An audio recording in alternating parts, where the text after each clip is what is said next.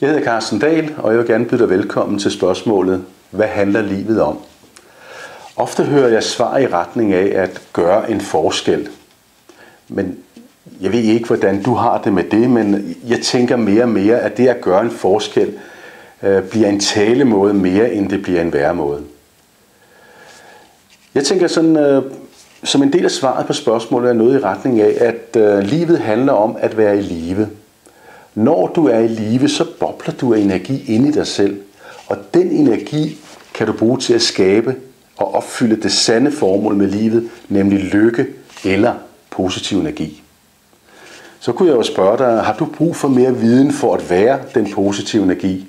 Nej, sikkert ikke. Den viden har du allerede inde i dig selv.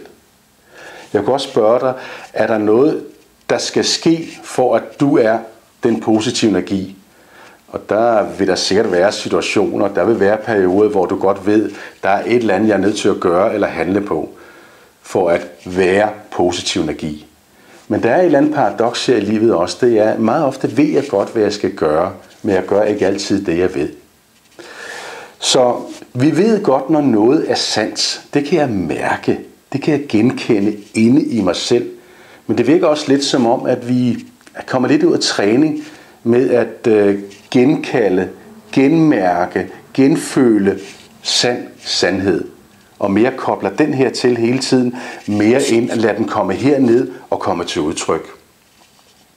Sandhed har det med at frisætte energi, og det er jo netop den energi, du har brug for at skabe liv og positiv energi. Der er kun én, der kan skabe liv og positiv energi, og det er dig. Og jeg tænker lidt, at det må være et kald, du påtager dig selv, mere end at tænke på at uddelegere det til andre mennesker, nogle situationer eller nogle materielle bekvemmeligheder. Det er et kald, du må tage på dig. Livet er din opgave. Du kunne for eksempel starte hver dag med lige at være et par minutter sammen med dig selv. Måske sådan tænke og føle dig let, lys og i balance.